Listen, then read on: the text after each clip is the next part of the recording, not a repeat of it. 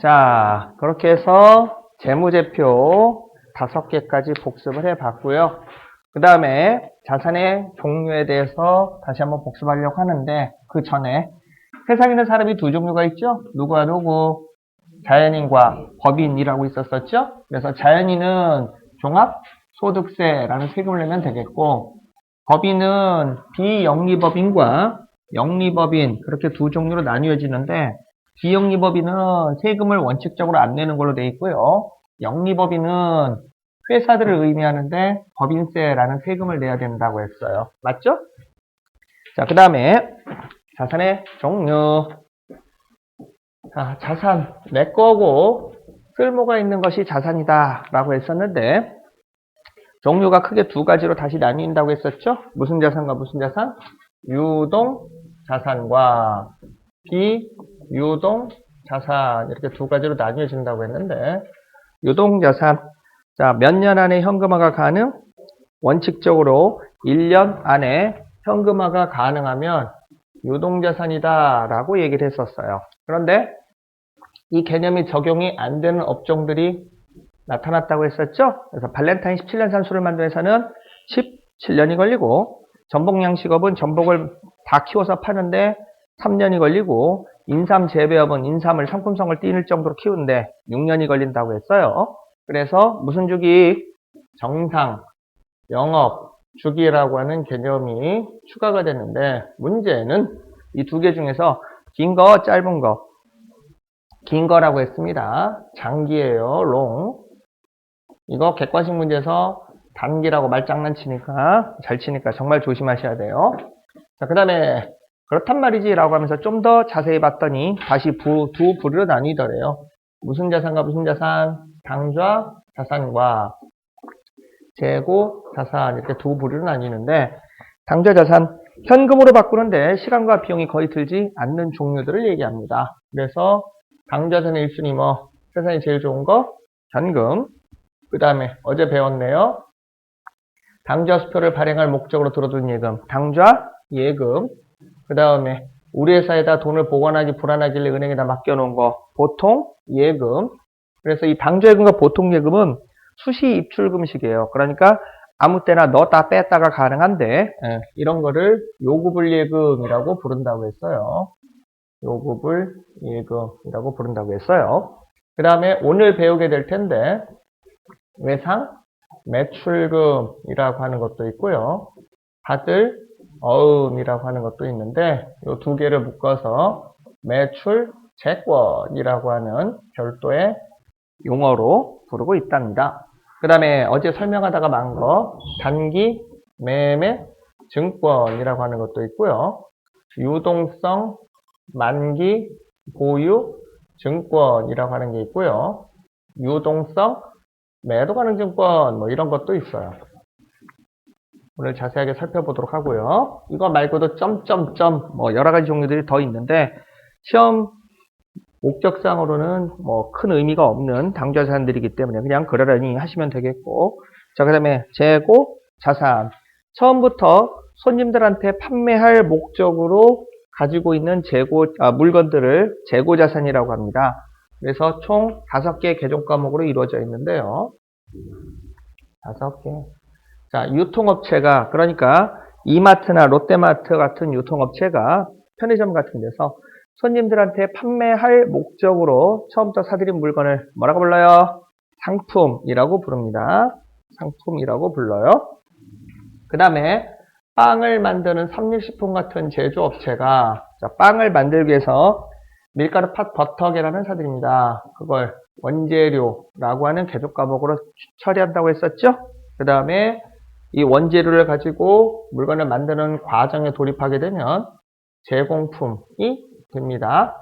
자, 이게 완성이 되면 삼립식품 입장에서는 제품을 완성하게 되는데 이걸 이제 외부 거래처에 이제 팔게 되는 거죠. 이때 조심해야 될 게, 자, 이마트가 삼립식품으로부터 빵을 사왔습니다. 당연히 삼립식품은 이마트한테 제품인 빵을 팔게 되는 건데 이마트 입장에서는 삼립식품으로부터 사온 빵이 제품이에요, 상품이에요? 상품이라고 했어요. 왜? 회계에서는 분결할 때 상대방을 고려할 필요가 없습니다. 그 다음에 시험 문제에 가끔 출몰을 하는데 부동산 분양업체들이 자, 건물을 지어서 팔게 됩니다. 그걸 완성 건물이라고 하는 개정 과목으로 처리해 주시면 된다고 했었죠? 됐네요. 자, 그 다음에 비유동자산. 비유동자산. 처음부터, 우리 회사가 회사 업무를 위해서 가지고 있는 필요로 하는 그런 종류가 되겠는데요. 먼저 투자, 자산. 장기적으로 투기할 목적을 사들인 걸 얘기하는데 토지나 건물을 사들였습니다. 부동산 투기하려고. 그러면 투자, 부동산이라고 하는 개조법을 사용해 주시면 되겠고요. 그 다음에 매도 가능 증권이라고 하는 게 있어요. 오늘 이제 배우게 될 거예요. 그 다음에 만기, 보유, 증권이라고 하는 게 있어요. 점점점. 그 다음에 우리 회사가 업무를 보는데 필요한 책상, 의자, 컴퓨터, 복사기 같은 거 눈에 보이고 만질 수 있는 종류들을 얘기하는데요. 유형자산이라고 합니다. 제일 대표적인 게 본사 건물, 공장 건물 또는 매장을 가지고 있다. 그러면 건물이라고 하는 개정 과목으로 처리합니다. 그 다음에 땅을 가지고 있다. 주차장이라든지 야적장을 쓰고 있는 땅이 있다고 하네요. 그러면 앞전에 배운 대로 토지라고 하는 개정 과목을 사용하시면 되겠고 그 다음에 책상, 의자, 컴퓨터, 복사기, 비품 되시겠습니다. 그 다음에 자동차를 회계학에서는 차량 운반구라고 하는 개정 과목으로 처리하고 있습니다. 트럭이라든지 그랜저 오피러스 뭐 이런 것들 차량 운반구라고 불러주시면 돼요. 자, 그 다음에 무형자산.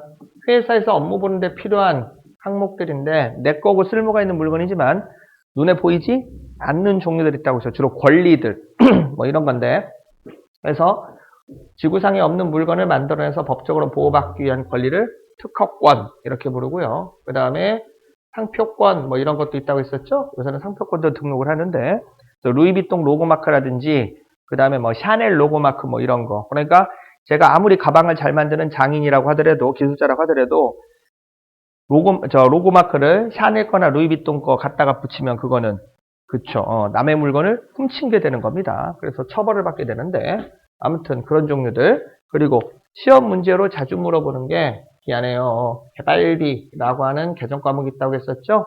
분명히 신제품 개발에서 지출이 나간 거기 때문에 논리상 비용이 맞는데 희한해요. 회계상 사정이 있어서 자산으로 잡아라 이렇게 돼 있어요.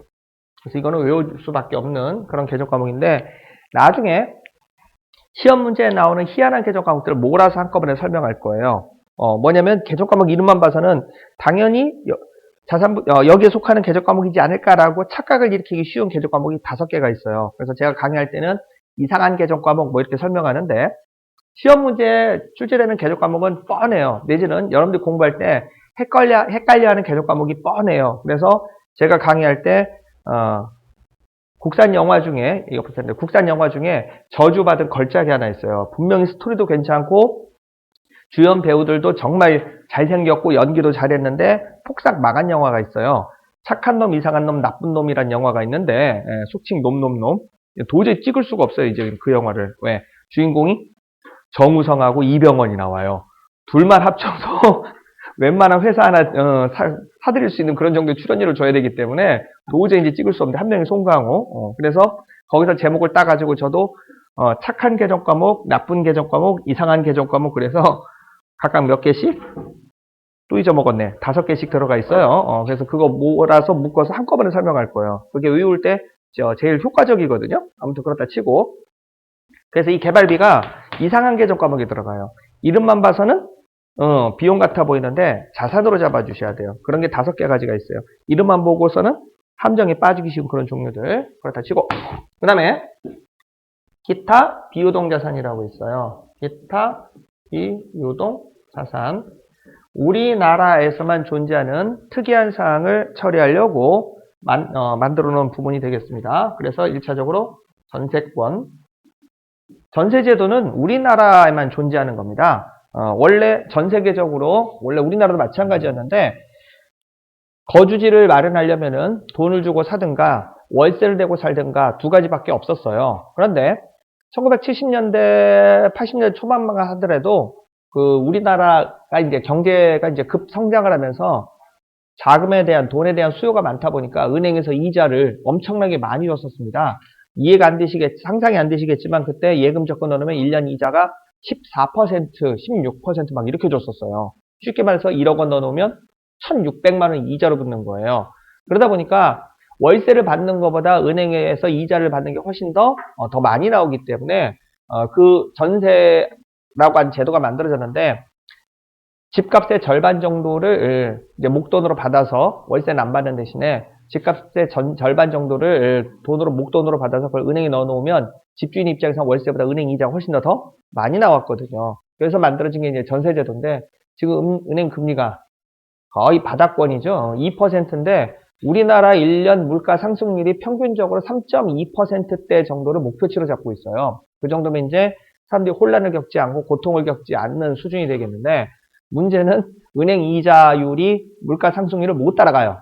그러니까 돈을 갖고 있어봐야 화폐 값어치가 점점 더 떨어지는 그런 현상이 벌어지는데 그러다 보니까 집주인들이 이제는 전세보다는 월세를 선호하게 되고 요새 이제 전세로 있다가 반전세라고 부르죠. 조금이라도 더 월세로 받자 뭐 이런 형태에서 이제 반전세로 전환이 일어나고 있는데 전 세계적으로 다 원래 아까도 얘기했지만 전세하고 이제 월세하고 그다음에 자기가 돈 주고 사는 그런 방법밖에 없는 상태인데 우리나라도 이제 그 패턴을 밟을 것 같아요. 그래서 IMF 때 이게 그 격차가 벌어진 거거든요. 부동산을 가지고 있는 사람은 자산이 불어나고 부동산이 없던 사람들은 이제 돈을 모을 기회가 없으니까 이제 계속해서 월세를 내다가 지금 차이가 벌어진 건데 이게 또 씁쓸한 게 나이가 있는 사람들은 그 당시 때는 부동산 가격이 저렴했으니까 상대적으로 저렴했으니까 부동산을 이미 샀는데 지금 젊은 사람들 같은 경우에는 부동산 가격이 거의 뭐 답이 안 나오죠. 평생을 모아도 40년을 모아도 집 한 채 살까 말까 하는 그런 금액까지 튀어버렸는데 그러다 보니까 그 얘기 우리 거래처 사장님 저 얘기를 들어보면은 집값이 오른 건 기분 좋대요. 근데 자식들 출가시키려면은 집을 하나 장만해줘야 되는데 도대체 집을 살 수가 없는 가격대를 형성하다 보니까 이러지도 못하고 저러지도 못한데 솔직한 얘기로 나이든 기성세대들이 덫에 갇힌 거지. 집값 오를 때는 야 신난다 내 재산이 불어난다 했는데 이게 후손한테 넘어가는 생각 안 하고 자식들이 다 크고 나서 보니까는 지금 있는 집 팔아봐야 결국 또 집 한 채밖에 못 사는 거예요. 그래서 씁쓸하게 그렇게 됐는데 그렇다 치고 그래서 우리나라에서만 존재하는 전세제도 그 다음에 상가 건물을 빌릴 때 월세를 제때 안 낼 때를 대비해서 임차 보증금을 받아놓게 됩니다. 이때 조심해야 될 개정 과목 중에 하나가 물론 시험에는 안 나오는데 실무에서 이제 헷갈리기 딱 좋은 것 중에 하나가 영업보증금이에요. 영업보증금. 영업보증금은 어떤 장소에서 배타적으로 권리를 누리기 위해서 영업에 대한 권리를 누리기 위해서 건물주인 내지는 영업주한테 맡겨놓은 돈을 얘기하는데 앞전에 얘기했죠? 목욕탕에서 때밀이 아저씨가 건물 주인한테 목욕탕 주인한테 맡겨놓고 거기서 때를 민다고 했었죠? 그래서 얘기 앞으로 새는데 남탕에서 때밀이 아저씨를 구분하는 방법은 혼자 빤스만 입고 돌아다녀. 그 다음에 우리 어머니한테 물어봤다가 충격적인 사실을 하나 알았는데 여탕에서는 커피를 판다며요. 여탕에서 커피를 판다며요. 식혜랑 이렇게 병에 담아서. 남탕은 상상도 할 수 없는 일이에요, 그게. 안 팔아요, 남탕은 그런 거. 또 하나 차이점은 뭐냐면은, 여자분들은 목욕 갈 때 바리바리 싸들고 가잖아요. 저나 우리 아버지는 목욕탕 갈 때 그냥 몸만 가요. 떼수건만 사면 돼요. 거기 비누, 치약, 칫솔, 수건 다 있거든. 근데 여탕에는 아무것도 없다며. 그래서 바리바리 싸들고 가는 거라며. 하나 충격적인 사실 더 얘기해 줄게요. 저기 조금 오래된 목욕탕에 가면은 남탕의 경우 소변기가 목욕탕 안에 있어요. 진짜로. 왜냐면 이렇게 남자들 신체 구조상 뜨거운 물을 맞으면은 소변이 마려워. 그럼 이제 문 열고 나가서 또 화장실 왔다 갔다 하기가 귀찮거든. 그러니까 그 안에서 그냥 오래된 목욕탕만. 진짜로. 그리고 저기 이발소도 목욕탕 안에 있어요. 가지고 가끔 가다 보면 조금 민망스러운 경우가 있는데 나이 드신 분들이 염색한다고 머리에다 염색약 바르고 콜라당 먹고 돌아다녀. 여탕은 그런 건 없잖아요. 여탕에 미장원 있다는 얘기 못 들었는데? 넘어가요. 아무튼 그래. 그래가지고 처음 알았어. 여탕에서는 먹는 거 판다는 걸. 남탕도 팔면 좋은데. 한 잔 캔맥주 시원하게 해가지고 그거 놓고 뜨뜻한 목욕탕에 들어가 있으면 그거 의외로 재밌거든요. 얘기 옆으로 새는데 부산에 까먹었다. 무슨 호텔이든가 거기에 노천 온탕이 있어요. 부산 해운대구 앞바다가 보이는데 물이 뜨끈뜨끈해. 예, 근데 여기다가 이렇게 나무 쟁반이라고 해야 되나? 나무 그 쟁반 받쳐놓고 물에 둥둥 뜨거든요. 그럼 여기다가 이제 캔맥주 넣고 안주 얹어 놓고 이걸 12월 달에 눈 내릴 때 들어가. 그러면 얼굴만 이렇게 내놓고 눈이 폴폴폴 내리는데 여기는 차고 여기는 따뜻해요. 거기서 이제 시원한 캔맥주 마시면 이만큼이 시원해. 의외로 재밌어요, 이거. 다만 짜증나는 건 혼자나 이러고 있었다는 거. 넘어가요. 남자친구 생기면 남편 끌고 한번 가보세요. 그렇다 치고. 자, 그래서 혹시 필요하면 얘기하세요. 거기 저기 1박 2일 숙박권 정도는 내가 무료로 구해줄 수 있어. 진짜로. 그죠? 공짜라면. 아이. 자, 그래서 영업보증금 아까 얘기했죠. 목욕탕에 때밀이 아저씨가 거기서 독점적으로 혼자서 때를 밀려고 가게 주인한테 맡겨놓은 거. 그 다음에 요구르트 아줌마가 그 요구르트를 도매상으로 띄워오게 되는데 그때도 한국 야구르트 본사에다가 보증금을 맡기게 됩니다. 그거는 영업보증금인데 그건 무형자산에 속해요. 기타 비용자산이 아니라. 자, 그 다음에 우리 거 시험 문제에서 굉장히 자주 나오는, 이번에 나올 때가 됐다. 자주 나오진 않는데 물품 대금을 어음이나 수표로 받았네요. 그러면 부도가 난 건데 부도가 났다고 해서 바로 돈을 못 받게 되는 건 아닙니다. 당좌 자산에서 기타 비유동자산으로 내려가게 되는데 그때 사용하는 개정 과목이 뭐냐면 부도, 어음과 수표라고 하는 개정 과목이에요. 부도, 어음과 수표 그렇게 잡아주시면 되겠고요. 그래서 자산의 분류에 대해서 설명했는데 이 안에서 반드시 한 문제가 나옵니다. 반드시 한 문제가 나옵니다. 일단 필요한 거 필기하시고 사진 거 찍으시고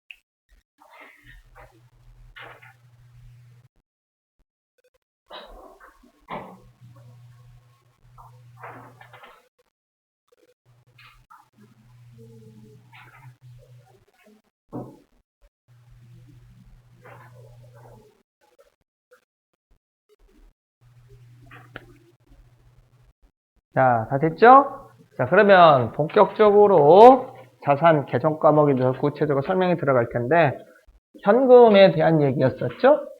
현금.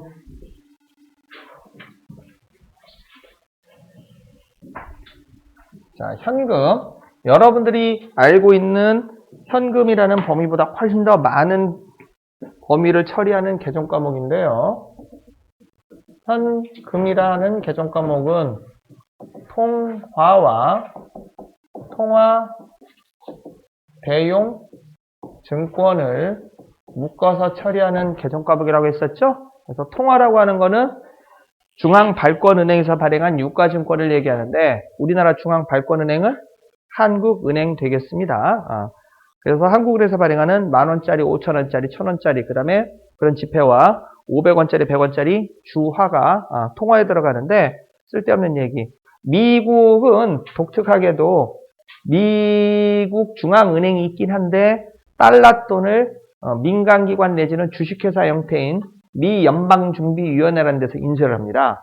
이게 미국이 약간 좀 희한한 구조로 되어 있는데 미 연방준비위원회라고 있어요. 그래서 얼핏 봐서는 미국의 무슨 국가기관 내지는 공익단체 같은데 그 기관의 정체가 그 은행연합회예요. 은행연합회예요. 그래서 사정이 좀 있어가지고 미국 정부는 민간단체한테 달러 지폐 발행권을 뺏긴 그런 형태가 되는데 잠깐 사정을 얘기하면 얘기해 텐다.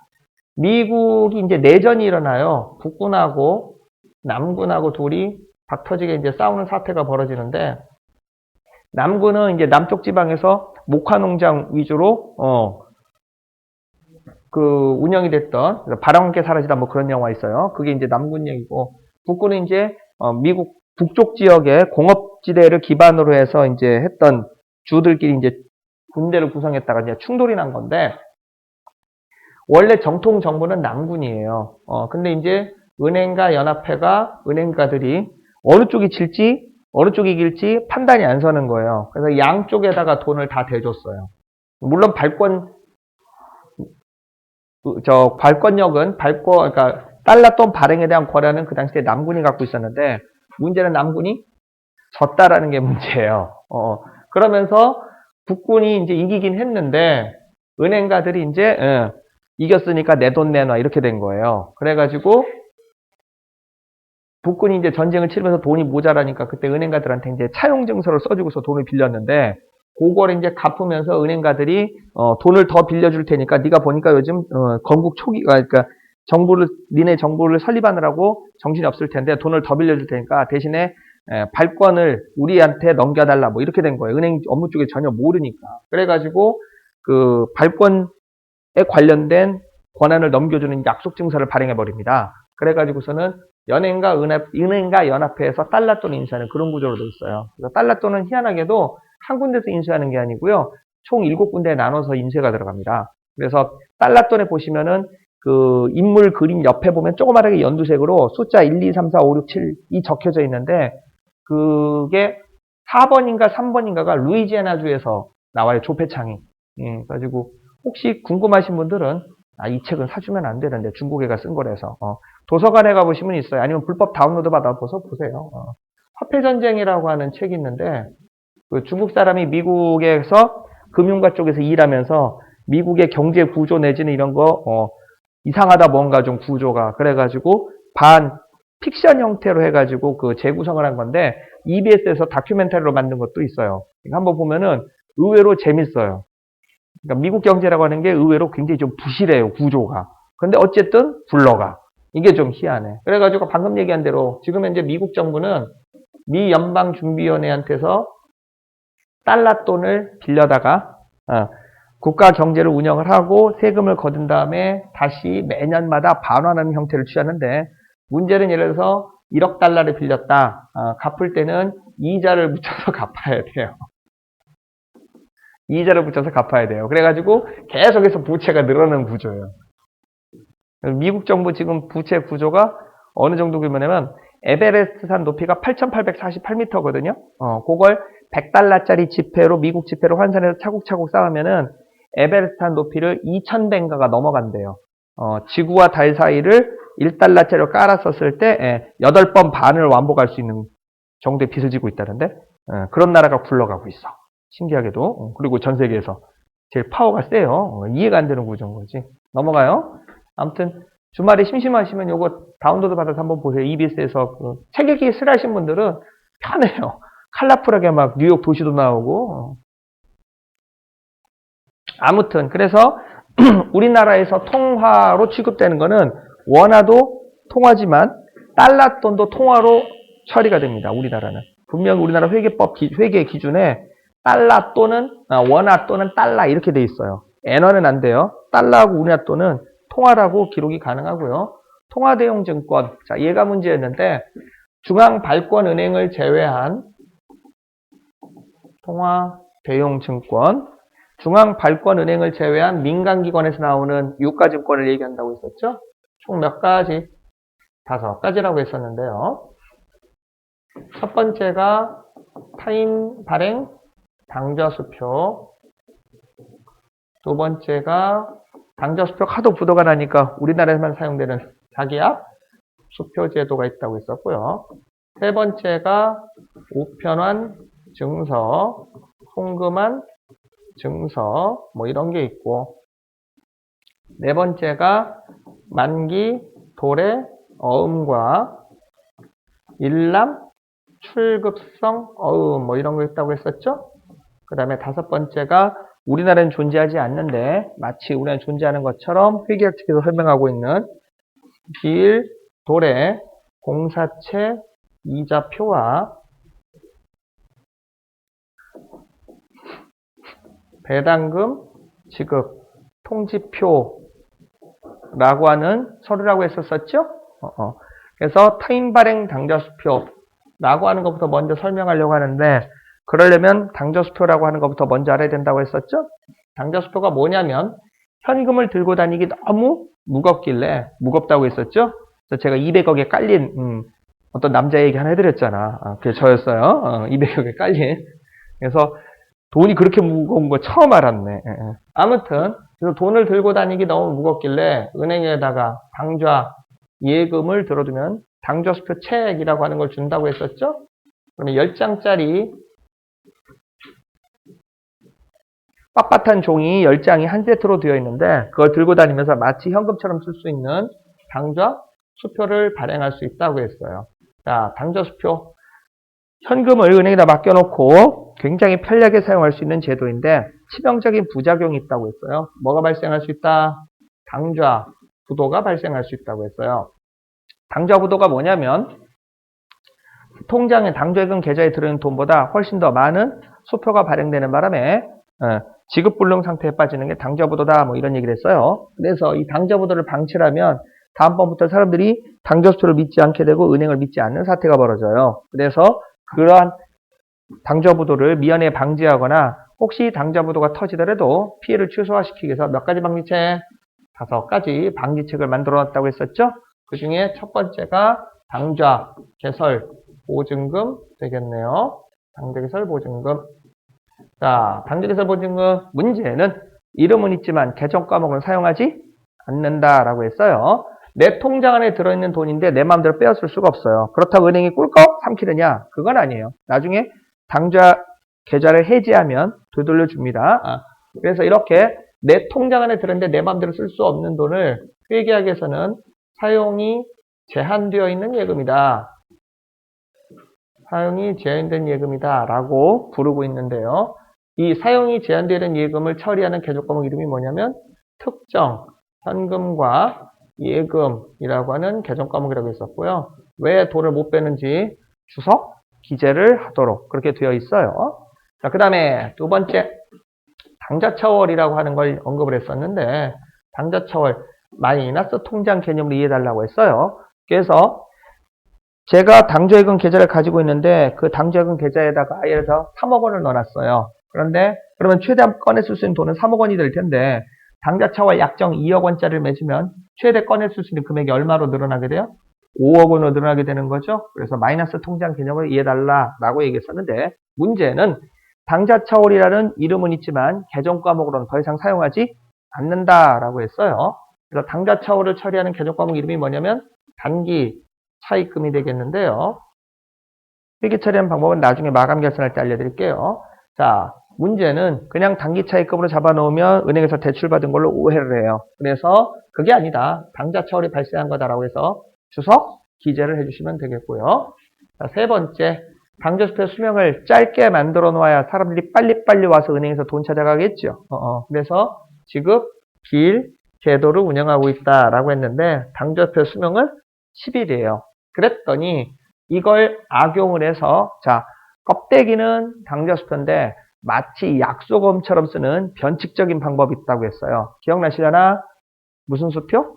선일자 수표가 이걸 악용을 해서 당좌 수표를 약속음처럼 사용하는 방법이에요. 그쵸? 그 다음에 네 번째가 하도 당좌 수표가 부도가 나니까 자기 앞 수표 제도를 운영하고 있는데요. 그러고도 부도를 냈다 그러면 실형을 살게 된다고 했어요. 감옥에 가게 된다고 했어요. 이렇게. 그래서 당좌 예금에 관련된 개조 과목 5개 복습 끝. 자, 그러면 타인 발행 당좌 수표라고 하는 거는 남이 당좌 수표를 만들어서 누구한테 나한테 건네줬다 뭐 이런 내용이 되겠는데요. 뭐의 증가로 잡아야 돼요? 현금의 증가로 잡아주셔야 됩니다. 그런데 이거보다는 이게 훨씬 더 시험에 더 잘 나오는데요. 우리 회사가 당좌 수표를 만들어서 발행하는 경우예요. 자, 그러니까 본인 발행 당좌 수표가 여기에 해당하는데요. 자, 우리 회사가 당좌 수표를 만들어서 남한테 건네줬습니다. 자, 뭐의 감소로 잡는다? 현금의 감소예요? 당좌 예금의 감소예요? 당좌 예금의 감소로 잡아주셔야 됩니다. 당좌 예금의 감소로 잡아주셔야 돼요. 이렇게. 얘가 시험에 잘 나와요. 그 다음에 자기 앞 수표. 하도 당좌 수표가 부도가 나니까 은행에서 고객의 예탁금을, 고객이 예치한 돈을 미리 빼고, 그 다음에 은행 돈으로 만든 다음에 은행 돈을 기반으로 발행되는 수표라고 했었었죠. 그래서 남이 자기합수표를 만들어서 우리한테 건네줬다. 역시 현금의 증가가 되겠는데, 우리도 자기합수표를 만들어서 발행할 수 있습니다. 그래서 우리 회사가 은행에 의뢰를 해서 자기 앞 수표를 만들어내면, 자, 이건 뭐의 감소? 현금의 감소로 회계 처리를 해주셔야 돼요. 우리가 의뢰해서 자기합수표로부터 은행에서 자기합수표를 만들어냈다. 그러면 현금이라는 계속값으로 처리하셔야 됩니다. 자, 그다음에 우편한 증서.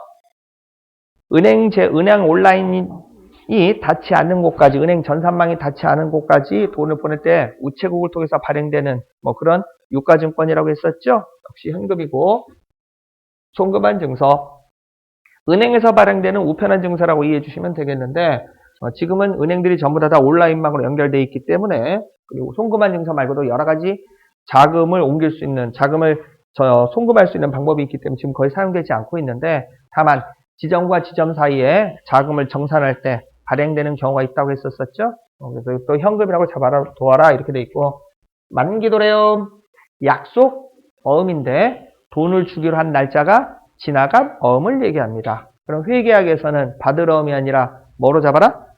현금으로 잡아라 이렇게 돼 있어요. 그래서 현금이라든지 당좌수표나 자기합수표는 만들어지자마자 한 번만 보여주세요. 바로 돈 줄게 라는 성격을 갖고 태어나요. 그걸 일람 출급성 이렇게 부르는데, 어음은 태어날 때는 일람 출급이 없어요. 언제가 되면 일람 출급, 한 번만 보여줘 바로 돈 줄게 라는 성격이 들러붙게 돼요?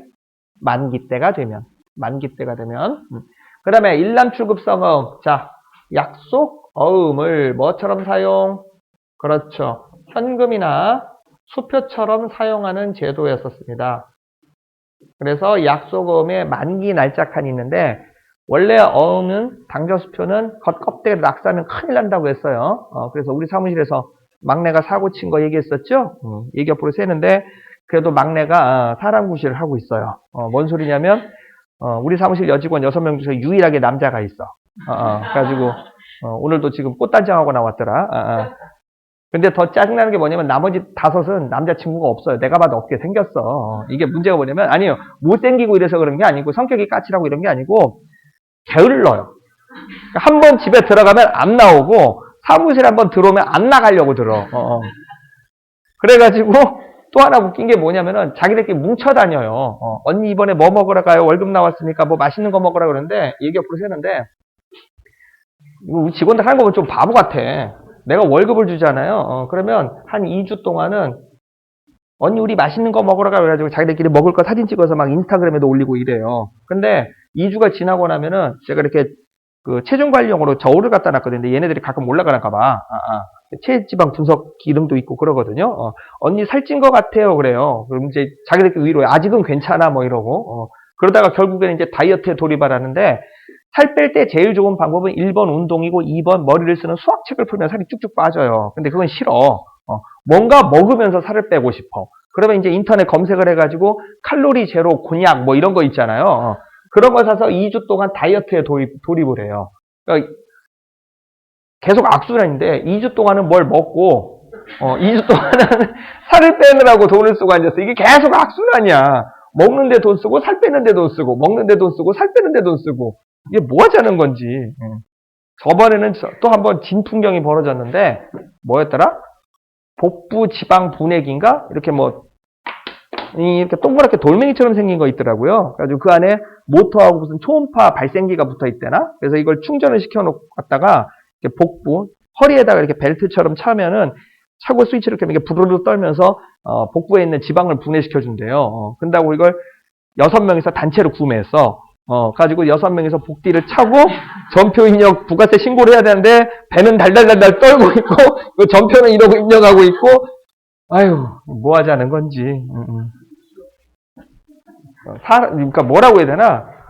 저 따라가는 것 같아요. 정상적이 아닌 애들들 같아요.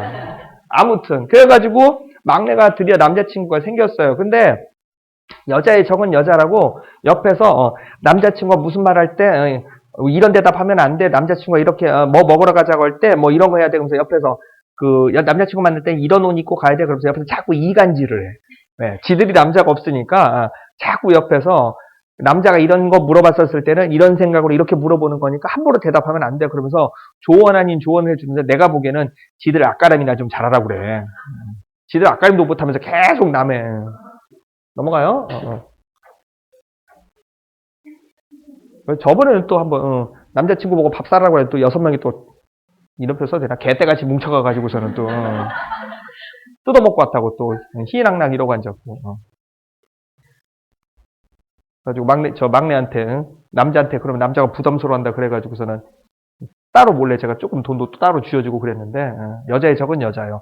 얘기 옆으로 새는데 여자끼리 뭉쳐다니면 절대 남자가 안 생겨. 진짜로 따로따로 다녀야지. 에이 웬수들. 그렇다 치고 자 그래서 뭐다 나온 거야 이거 지금. 수표처럼 사요. 자 그래서 일남 출급성업 한 번만 보여줘. 바로 돈 줄 겐데 얘하고 반대된 애가 아까도 얘기했지만 선일자 수표였었죠. 선일자 수표가 뭐냐면은 당좌 수표를 어음처럼 사용하는 거를 선일자 수표라고 했어요. 자, 그 다음에 기일돌의 공사채 이자표, 공채나 사채에 붙어 있는 이자 쿠폰을 얘기한다고 했었죠. 우리나라에서는 채권에 대한 이자는 바로 계좌로 이체시켜주기 때문에 이자 쿠폰이라는 제도가 존재하지 않는데 미국에서는 채권이 쿠폰제로 되어 있다고 했어요. 그래서 회계 이론상 이자 쿠폰은 현금으로 잡아라 이렇게 되어 있다고 했었고 배당금 지급 통지표 우리 회사가 1월 1일부터 12월 30일까지 열심히 장사 잘하면 3월 30일 이전에 주주총회라는 거하고 법인세 세금을 내야 된다고 했어요. 그러면 주주총회 안건이 재무제표 승인하고 배당 여부를 결정하는 건데 배당이 결정났습니다. 그 자리에서 현금으로 주면 서로 받겠다고 밀치고 싸우니까 어떻게? 한 달 이내에 배당금을 지급하라고 그렇게 되어 있는데 우리나라는 온라인 계좌에 실시간으로 입금시켜주지만 미국은 땅덩어리 카드 넓어서 배당금 지급 통지표라고 하는 걸 등기우편으로 보내준다고 했었었죠? 자, 여기까지가 원래 어제 끝냈어야 될 수업이에요. 그런데 시간이 조금 남아가지고 단기 투자 자산에 대한 얘기 해드렸었었죠? 자, 어쨌든 이렇게 해서 20시간에 걸친 수업 내용 2시간 만에 끝냈습니다. 됐죠? 이 정도면 엄청난 압축비예요. 10배 압축 비율을 보이고 있는 거야. 자, 그러면 본격적으로 오늘 공부 새로 들어갈 텐데요. 그 전에 개족 과목도 참 체크해야 될 게 하나 빠졌구나. 현금 개족 과목에서 우표하고 수입인지는 현금이다, 영수증이다. 영수증이라고 했습니다. 그래서 소모품비, 소모품 내지는 수수료 비용으로 처리하면 된다라고 했었고 그 다음에 당좌 예금하고 당좌 처월은 상계 처리 그러니까 퉁처리 한다 안 한다 안 한다고 했었죠. 회계에서는 자산과 부채는 퉁처리하는 거 아닙니다. 그런 걸 총액주의라고 부르는데 원칙적으로 상계 금지예요.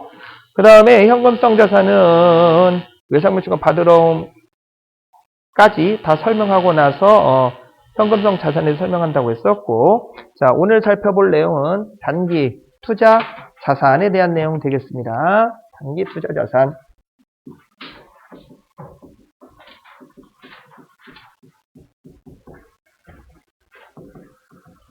자 단기 투자 자산 이름은 있지만 개정 과목으로는 존재하지 않는 항목인데요. 원래 일본식 회계 처리 방법을 사용하던 2004년도 이전에는 단기 투자자산이라는 개정 과목도 있었고 단기 투자자산이라고 하는 이름도 존재했었습니다. 그런데 미국의 부탁에 의해서 IMF 부탁에 의해서 개정 과목 총 5개로 분화가 됐는데요. 단기 투자자산에 속하는 개정 과목 5개. 첫 번째는 단기 금융 상품 이라고 하는 개정 과목입니다. 두 번째로는 단기 대여금 되겠습니다. 세 번째로는 단기 매매 증권이 되겠고요. 네 번째로는 유동성 만기 보유 증권이 되겠네요. 다섯 번째로는 유동성 매도 가능 증권 이렇게 총 5개 개정 과목 보시는 것처럼 당좌 자산에 속하는 개정 과목 5개를 묶어서 부르는 명칭으로만 사용돼요. 지금은. 자, 그럼 먼저 단기 금융 상품. 이게 뭐냐면 1년 이내의 예금 적금들을 얘기해요. 1년 이내에 예금 또는 적금을 얘기하고요. 또 하나는 정형화된 금융 상품이라고 하는 용어가 있는데, 원래 은행에 가서 예금 적금을 들면 맞춤식으로 만들어줍니다. 그러니까 예를 들어서 여러분들이 물론 그렇겠지만 월급을 받았다. 당좌예금이나 보통예금, 저축예금 수시로 입출금식이니까 뭐 맞춤식인 건 당연한 거고 입금 금액에 제한이 없잖아요. 여러분들 예금이나 적금을 들려고 한다. 그러면 은행원이 맞춤식으로 해주죠. 몇 년간 납입하실 건가요? 원금은 이자 원금 합쳐서 얼마 정도로 원하시나요? 그래가지고 계산기로 또닥또닥 눌러보더니 한 달에 30만 원씩 입금을 하시고 5년 동안 넣으시면 저희가 이자 몇 퍼센트를 드리는데 저희 은행하고 첫 번째 거래시니까 특별 우대 금리를 뭐 얼마 더 하고 그 다음에 급여 이체 통장을 저희 은행으로 만들어 주시면은 금리 얼마를 더 드려서 얼마를 더 드릴 수 있습니다. 이런 식으로 해서 맞춤식으로 해줘요. 그러니까 만기 금액이 딱 뭐 몇 천만 원 이렇게 딱 끝나는 게 아니라 몇천, 몇만, 몇백, 몇십 원, 뭐 이런 식으로 뒷부분이 자질구레하게 끝나는데, 정형화된 금융상품은 만기 때 이자와 원금을 합쳐서 금액이 고정되어 있는 걸 얘기해요. 그러니까 제일 대표적인 게 나중에 차근차근 배울 텐데, 양도성 예금증서라고 하는 게 있어요. 아니면은 표지어음, 기업어음 뭐 이런 것들이 있는데, BMF, MMF 뭐 이런 거, 양도성 예금증서라고 하는 게 있고, 그 다음에 표지어음이라고 하는 게 있고, 어음에 대해서는 나중에 자세하게 얘기해 드릴게요.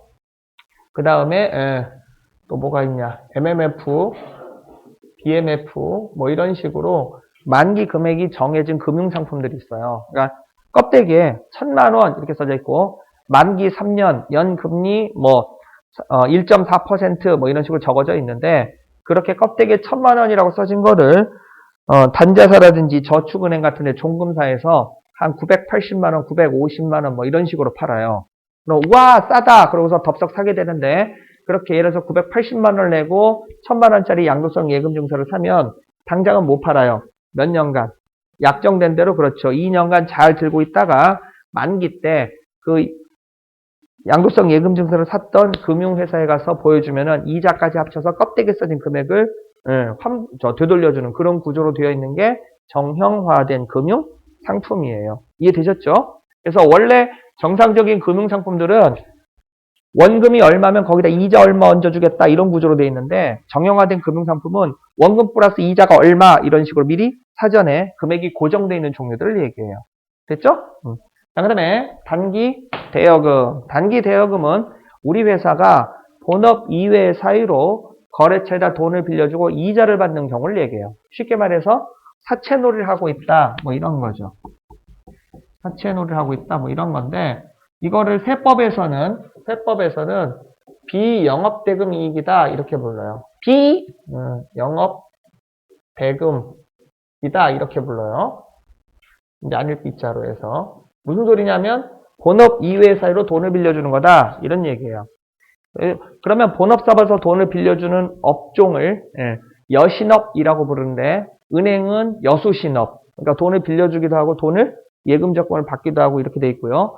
신용카드사가 여신업이에요. 오로지 돈을 빌려주기만 하고 나중에 카드 대금을 흡수하는 그런 구조로 되어 있는. 그래서 본업으로 사유로 돈을 빌려주면 영업대금인데, 이건 본업 이외의 사유로 돈을 빌려주고 이자를 받는 그런 경우가 되겠습니다. 자, 그 다음에 유동성 매도가능 증권, 만기보유증권, 단기매매증권을 설명해야 되는데, 역시나 그렇죠. 쉬는 시간 됐어요. 쉬었다가 나머지 부분 유가증권, 단기투자자산 자세하게 설명하도록 할게요. 쉬세요.